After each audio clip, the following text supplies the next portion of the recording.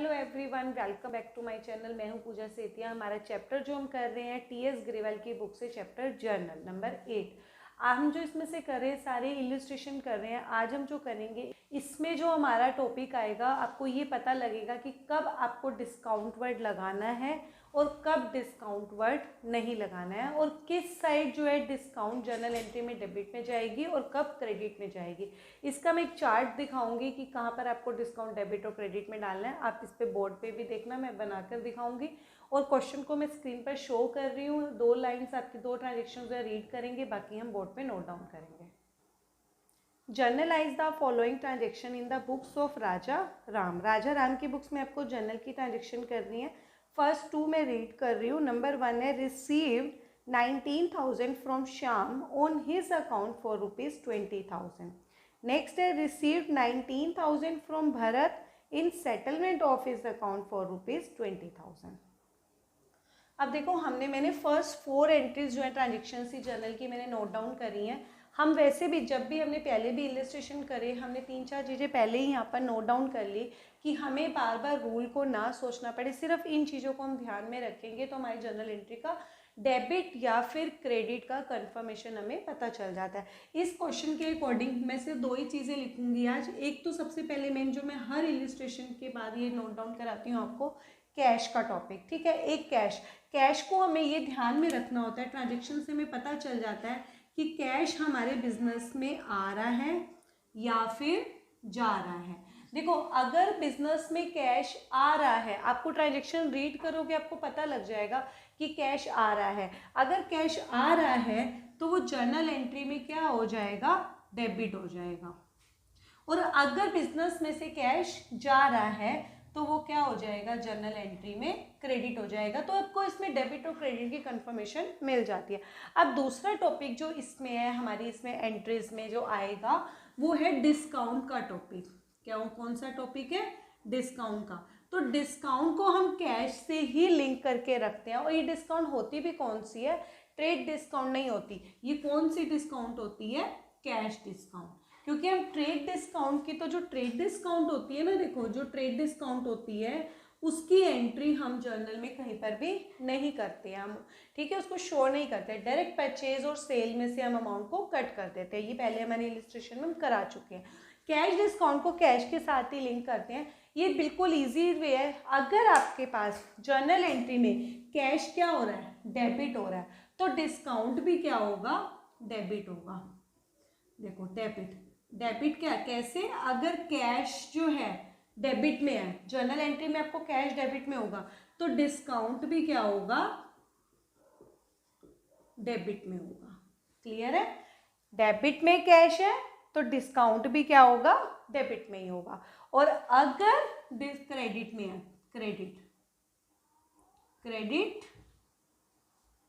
Credit. अब हम इसके बाद क्वेश्चन स्टार्ट करेंगे करना। क्रेडिट में अगर कैश है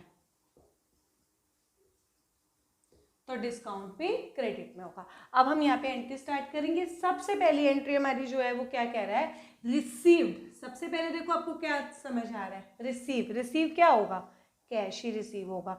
receive 19,000 from Shyam on his account. ठीक है, ऑन हिज अकाउंट, उसके अकाउंट से आपको कितने रुपीज मिले हैं, 19,000 रुपीज मिले हैं। ऑन हिज अकाउंट पे हमको कुछ बोला नहीं था, 20,000 बोला हुआ है। यहाँ पर क्या बोला है, 20,000। आपको उसके श्याम से कितने पैसे लेने थे, 20,000, लेकिन आपको मिले कितने हैं, 19,000। तो इसका मतलब 1,000 रुपये आपको क्या मिले हैं, कम मिले हैं। बच्चे क्या करते हैं मिस्टेक कि उसको डिस्काउंट में डाल आते हैं, लेकिन नहीं। क्यों, क्योंकि आपको सिर्फ जिससे आपने 20,000 रुपये लेने थे, आपको उससे 19,000 रुपये मिल गए। 1,000 रुपये अभी बचे हुए हैं, 1,000 रुपये अभी बाकी लाइबिलिटी अभी है। लेकिन आपको जब क्वेश्चन के अंदर नेक्स्ट एंट्री में इसको क्लियर करेंगे, अभी नॉर्मल जो है 19,000 आपको मिले हैं। सेटलमेंट वर्ड जब आता है वो नेक्स्ट एंट्री में आपको बताएंगे। अभी 1,000 उसके क्या हुए हैं, बचे हुए हैं देने के लिए। अब रिसीव, कैश इज कमिंग, तो कैश क्या हो जाएगा, डेबिट हो जाएगा। तो हम यहाँ पर क्या डाल देंगे, cash account debit to Shyam. कितने पैसे आए, 19,000। यहाँ पे हमने 1000 क्यों नहीं डाला डिफरेंस, ये नेक्स्ट एंट्री में भी एक्सप्लेन करूंगी। यहाँ नरेशन लिख देंगे, being cash received. Next entry, ये फर्स्ट एंट्री थी, अब नेक्स्ट एंट्री फिर से क्या कह रहा है, रिसीव, पैसे आ रहे हैं। तो पैसे हमें पता है कि कैश क्या होगा, डेबिट होगा। फ्रॉम भारत इन सेटलमेंट, क्या लिखा है, सेटलमेंट। जब एक एंट्री के अंदर सेटलमेंट वर्ड आता है तो डेफिनेटली क्या वर्ड खुलेगा, डिस्काउंट वर्ड खुलेगा। तो आपको ये चेक करना है कि डिस्काउंट डेबिट होगा या फिर क्रेडिट होगा। अब वो डिपेंड किसके ऊपर करता है, कैश के ऊपर।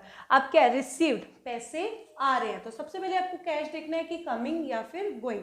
Received, cash is coming, cash क्या हो रहा है, डेबिट हो रहा है। और हमारी एंट्री में क्या वर्ड है, सेटलमेंट। सेटलमेंट का मतलब क्या होता है कि आपने उससे हिसाब किताब पूरा खत्म हो गया, कोई भी पेंडिंग अमाउंट नहीं बचा है। उसमें फर्स्ट एंट्री में सेटलमेंट वर्ड नहीं था, इसीलिए उसका पेंडिंग अमाउंट जो 1000 था वो अभी बचा हुआ है। तो इसलिए हमारी जो बैलेंस शीट बनेगी तो उसमें 1000 का भी हमारा वो क्या रहेगा, डेटर बना रहेगा। ठीक है, तो अब इसमें सेटलमेंट वर्ड है, तो जो जब भी सेटलमेंट वर्ड आएगा तो डिफरेंस किस में जाएगा, डिस्काउंट में। अब रिसीव्ड है, अब ध्यान से देखना, तो कैश क्या हो जाएगा, डेबिट, क्योंकि कैश बिजनेस में क्या हो रहा है, आ रहा है, कैश इज कमिंग, तो कैश अकाउंट डेबिट। अब कैश क्या है, डेबिट है। जब मैंने क्या बोला, अगर कैश डेबिट है तो डिस्काउंट भी क्या होगा, डेबिट होगा। तो यहीं पर ही हम डाल देंगे डिस्काउंट। अगर डेबिट में डालते हैं तो डिस्काउंट अलाउड बोला जाता है, तो discount allowed account debit to Bharat.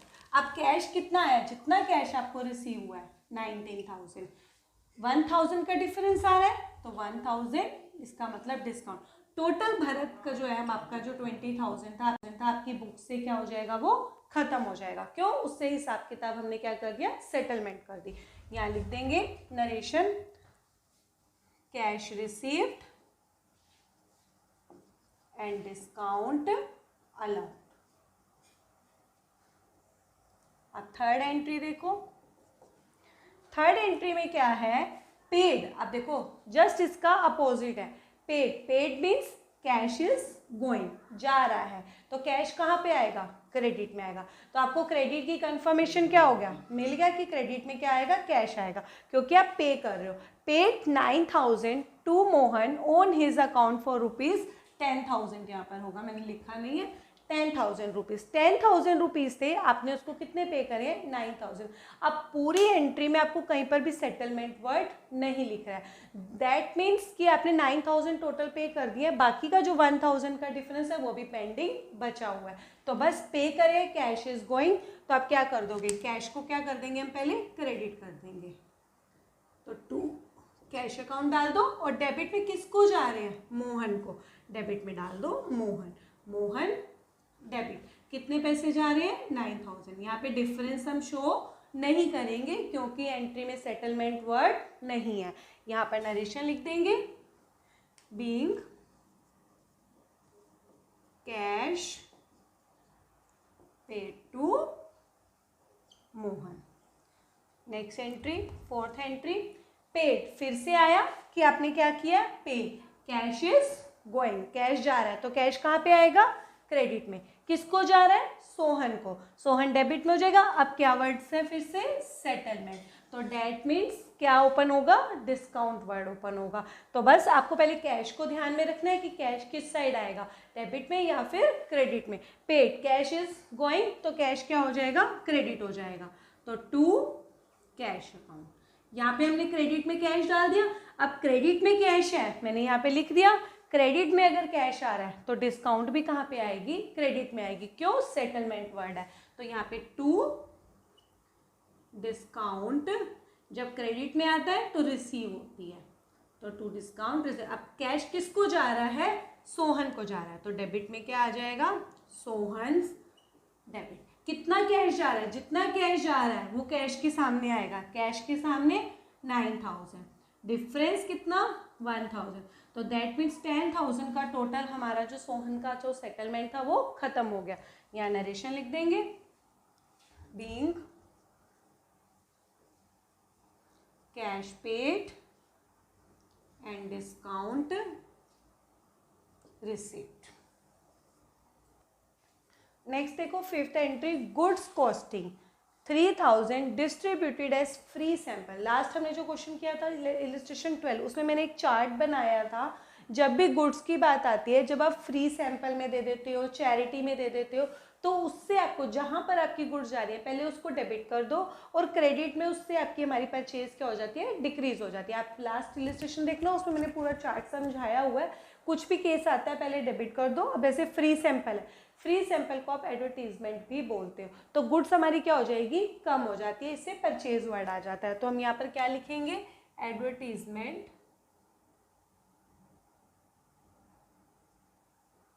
Account debit to purchase account. अब आपको इस इक्वेशन में दो प्राइस दिए हुए हैं, एक कॉस्टिंग और एक सेल प्राइस 4000। जब आपको दो प्राइस दिए होते हैं, कॉस्ट प्राइस और sale price, which ever is less, दोनों में से जो कम होता है आप वही वाला प्राइस लेते हो, 3000 या फिर 4000। 3000 आप ले लोगे क्योंकि दोनों में वो क्या है, कम है। तो हम यहाँ पर क्या लेंगे, 3000। इसमें हमारा प्रूडेंस प्रिंसिपल होता है ये। यहाँ पे आप लिखोगे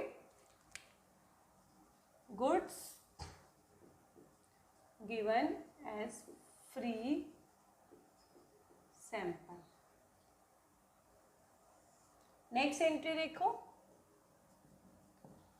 पेड इनकम टैक्स। पेड सबसे पहले क्या आ रहा है, पेड। पेड क्या होगा, कैश। ठीक है, तो आपको ये पता लग जाएगा कैश आ रहा है या फिर जा रहा है। जब पेमेंट करोगे तो कैश इज गोइंग, तो कहाँ पर आएगा, क्रेडिट साइड में आएगा। बट पेमेंट कैसे हुई है, चेक से हुई है। जब चेक वर्ड आ जाता है तो कैश की जगह क्या यूज हो जाता है, फिर बैंक वर्ड यूज हो जाता है। तो सबसे पहली बात कि आपको क्रेडिट की इंफॉर्मेशन मिल गई कि आप क्या करोगे, बैंक करोगे।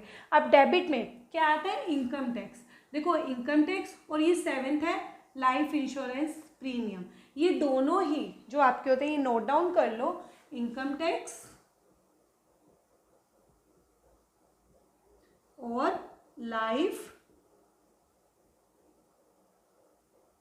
इंश्योरेंस, और कहीं पर भी आपको पर्सनल वर्ड आए तो ये तीनों ही वर्ड जो होते हैं हमारे क्या होते हैं, ड्राइंग्स होते हैं। क्या होते हैं, तीनों के तीनों ड्राइंग्स। और ड्राइंग्स जर्नल एंट्री में हमेशा क्या होता है, डेबिट होता है। तो बस दोनों एंट्री हम साथ में कर लेते हैं, 6B और 7B, इनकम टैक्स और life insurance premium, both are drawings. तो ड्राइंग्स क्या होता है, जर्नल एंट्री में डेबिट होता है। तो आप यहाँ पर क्या लिखोगे, drawings account debit to bank account.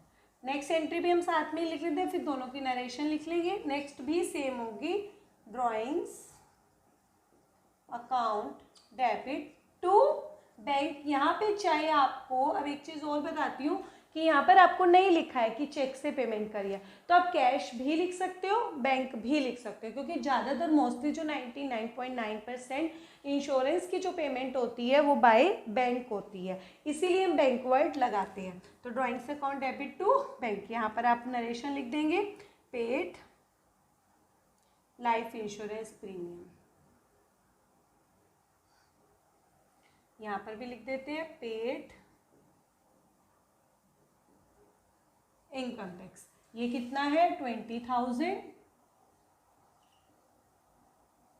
और ये वाला 5,000। अब यहां पर आएगा लास्ट एंट्री इस क्वेश्चन की, गुड्स डिस्ट्रॉयड। क्या हो गया, गुड्स डिस्ट्रॉयड। जब भी गुड डिस्ट्रॉय हो जाए, फ्री सैंपल में दे दो, एक्सीडेंट हो जाए, उस हर केस में हमारी परचेज क्या हो जाती है, क्रेडिट हो जाती है। तो गुड डिस्ट्रॉय बाय फायर, जिससे आपका लॉस हुआ है वो डेबिट हो जाएगा और परचेज आपकी क्रेडिट हो जाएगी। तो हमारी एंट्री क्या हो जाएगी, loss by fire account debit to purchase account. इसमें भी आपके दो प्राइस दिए हुए हैं, सेल प्राइस 5,000 और कॉस्ट प्राइस 4000, दोनों में से जो कम होगा हम वही लेते हैं। हम कौन सा प्राइस लेंगे? 4000। यहाँ पे नरेशन लिख देते हैं, being goods lost by fire. Still आपको अगर कोई एंट्री नहीं समझ आई है कि कहाँ पर कैसे आपने डेबिट किया या क्रेडिट किया, आप कमेंट सेक्शन में पूछ लेना, मैं उसका रिप्लाई कर दूँगी।